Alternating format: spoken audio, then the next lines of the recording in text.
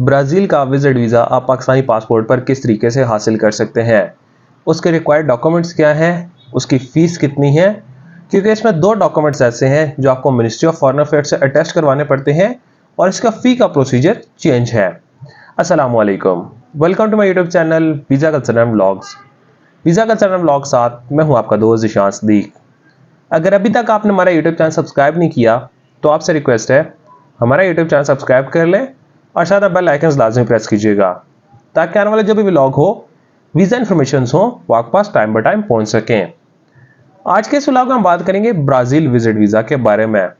उसका complete process हम आपके साथ शेयर करेंगे। मेन उसके लिए डॉक्यूमेंट्स कौन से चाहिए होते हैं, उसकी फ़ी का प्रोसीजर क्या है, और अगर आपको इंटरव्यू के लिए बुलाया जाता है तो इंटरव्यू में कौन से क्वेश्चन किए जाते हैं। आज के इस व्लॉग में सारी इन्फॉर्मेशन आपके साथ शेयर करेंगे। अगर आप ब्राज़ील का वीज़ा अप्लाई करना चाह रहे हैं और आपको इन्फॉर्मेशन चाहिए तो इस वीडियो को एंड तक देखिएगा ताकि सारी इन्फॉर्मेशन आपको इस वीडियो से मिल सकें। क्योंकि इसमें फ़ी का प्रोसीजर चेंज है, आपको डॉक्यूमेंट टेस्ट करवाने पड़ते हैं। तो अगर ये वीडियो आप एंड तक देख लेते हैं तो आपको सारी ऑथेंटिक इन्फॉर्मेशन इस वीडियो से मिल सकती हैं। फर्स्ट ऑफ ऑल हम बात करते हैं इसके रिक्वायर्ड डॉक्यूमेंट्स क्या होते हैं। ब्राज़ील का वीज़ा हासिल करने के लिए सारे नॉर्मल डॉक्यूमेंट्स हैं, लेकिन इसमें एक एक्स्ट्रा डॉक्यूमेंट चाहिए होता है और उन डॉक्यूमेंट्स में से 2 से 3 डॉक्यूमेंट्स आपको मिनिस्ट्री ऑफ फॉरेन अफेयर्स से अटेस्ट करवाने पड़ते हैं। वो भी हम आपको बताएंगे कौन से डॉक्यूमेंट्स आपको अटेस्ट करवाने पड़ते हैं। फर्स्ट नंबर आपका पासपोर्ट आपका 6 मंथ वैलिड होना चाहिए और एक ब्लैंक पेज होना चाहिए। आपकी 2 पिक्चर्स वाइट बैकग्राउंड के साथ, और 6 मंथ से पुरानी पिक्चर एक्सेप्टेबल नहीं होती।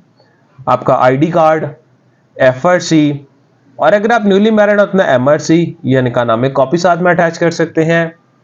उसके बाद आपकी पासपोर्ट कॉपीज, पासपोर्ट का फर्स्ट पेज, सेकंड पेज और ऑल यूज पेजेस की कॉपीज आती हैं। उसके बाद आपके टैक्स के डॉक्यूमेंट्स आते हैं जिसमें आपका एफपीआर, एनटीएन और लास्ट 2 से 3 साल के आपके टैक्स रिटर्न्स आते हैं। सोर्स ऑफ इनकम, अगर आप एम्प्लॉय हैं तो एम्प्लॉयमेंट लेटर, एनओसी लेटर और लास्ट मंथ की सैलरी स्लिप चाहिए होती हैं।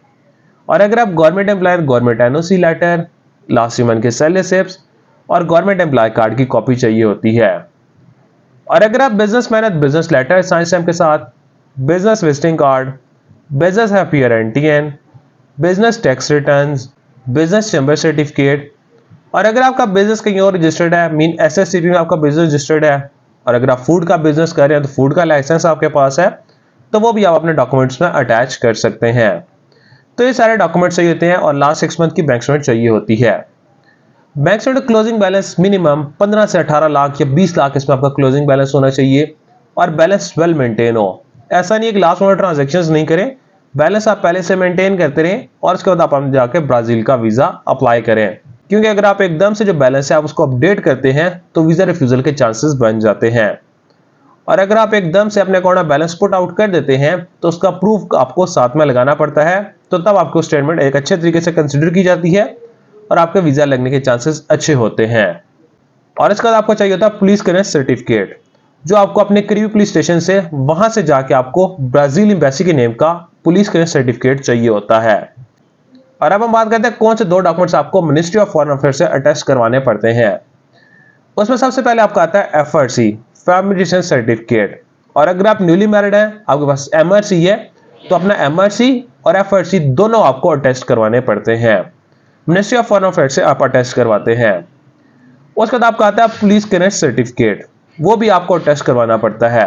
अगर आप अपनी स्टेटमेंट, बैंक स्टेटमेंट जिसको कहा जाता है, अपना आईडी कार्ड या पासपोर्ट का फर्स्ट पेज भी अटेस्ट करवाना चाह रहे हैं तो वो भी आप अटेस्ट करवा के लगा सकते हैं। अदरवाइज आपकी एफआरसी, अगर आप मैरिड हैं, एमआरसी और पुलिस क्लियरेंस सर्टिफिकेट, ये आपको अटेस्ट करवाने पड़ते हैं। और इसके बाद जो आपको डॉक्यूमेंट्स रेडी करने पड़ते हैं उसमें आपका visa form, ticket itinerary, hotel booking, confirm paid hotel booking लगाएं ब्राज़ील का वीजा हासिल करने के लिए। अगर आप पेड बुकिंग नहीं लगाना चाह रहे तो विद कंफर्मेशन नंबर या आप होटल बुकिंग ऐसी लगाएं जो आप पहले पेड कर दें और उसके बाद आप डेट चेंज करना चाह रहे हैं तो आप डेट चेंज भी कर सकें।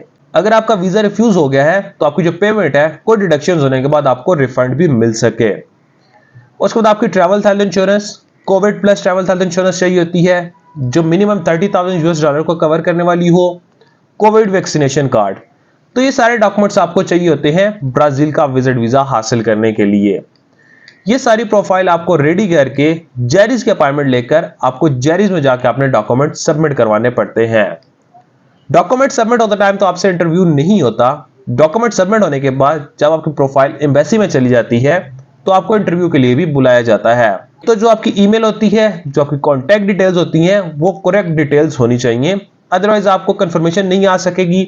आपका ईमेल अगर रॉन्ग है तो आपको इंटरव्यू के लिए ईमेल की जाएगी तो आपको ईमेल रिसीव ही नहीं होगी।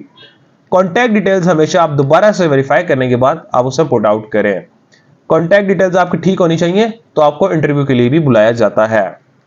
जिस दिन आपका इंटरव्यू होता है आप एम्बेसी में अपेयर होके आप वहां पर जाकर अपना इंटरव्यू देते हैं।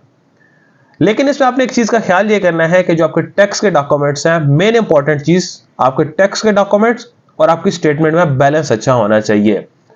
ऐसा नहीं है टैक्स रिटर्न्स आपके नील के टैक्स रिटर्न्स हो, सोर्स ऑफ इनकम आपके अच्छे हो और आपने अपने टैक्स रिटर्न्स नील के शो करवाए हो तो उससे आपके वीजा रिफ्यूजल के चांसेस बन जाते हैं।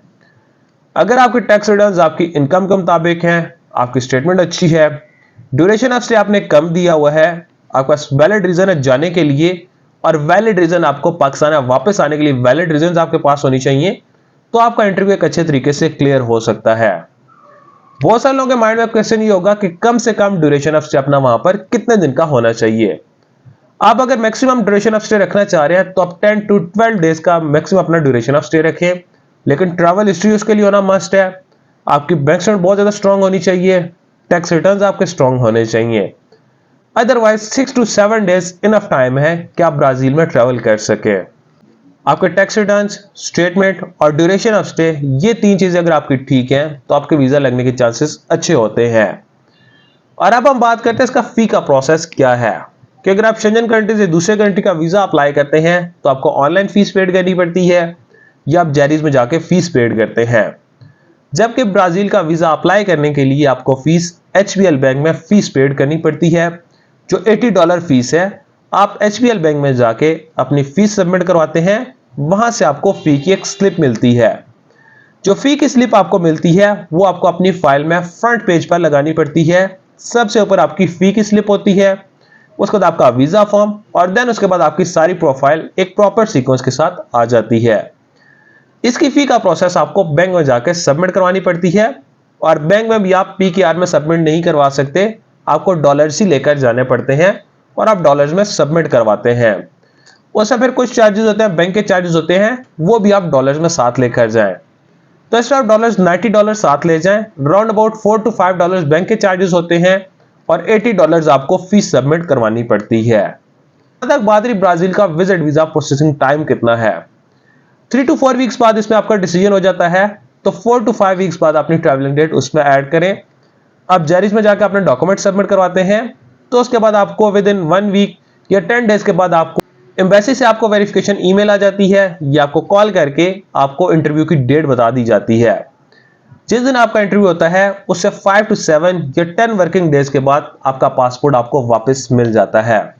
इंटरव्यू में पजल होने की जरूरत नहीं है, आप इजी होकर अपना इंटरव्यू क्लियर करें और आपको वीजा लगने के चांसेस अच्छे हो जाते हैं। तो हमने सोचा एक वीडियो बना के अपने यूट्यूबर्स को यह बता दें कि ब्राजील का प्रोसेस आप किस तरीके से इजीली हासिल कर सकते हैं। अगर आप ब्राजील या किसी भी कंट्री का प्रोसेस वीजा करवाना चाह रहे हैं या आपको टिकट आइटनरीज चाहिए या आपको होटल बुकिंग चाहिए तो स्क्रीन पर दिए कॉन्टैक्ट नंबर पर आप हमारे साथ रब्ता कर सकते हैं। और अगर आप किसी कंट्री के वीजा रेलेवेंट इन्फॉर्मेशन चाह रहे हैं तो कमेंट्स बॉक्स में आप जरूर आगाह कीजिएगा कि नेक्स्ट टाइम किस कंट्री की वीजा इन्फॉर्मेशन आपके साथ शेयर करें। अगर आप हमारे ऑफिस विजिट करना चाह रहे हैं तो आप हमारे ऑफिस विजिट कर सकते हैं। Kamal express and haulage private limited, Islamabad D Chowk हमारा ऑफिस है, तो आप हमारे ऑफिस विजिट कर सकते हैं ताकि हम आपको ट्रैवल से रिलेटेड बेस्ट सर्विसेज प्रोवाइड कर सकें। Thank you so much.